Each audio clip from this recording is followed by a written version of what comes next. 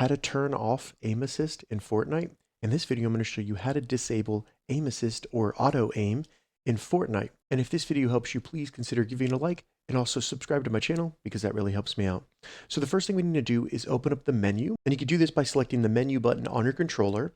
Once the menu opens, scroll to the right until you get to settings, select settings.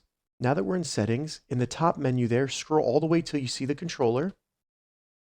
It says wireless controller. And in this left menu here, just scroll down all the way until you get to advanced sensitivity. Now go to the right and you'll see precision aim assist and tracking aim assist. If you want to disable aim assist, just turn that down all the way to 0% for both of these.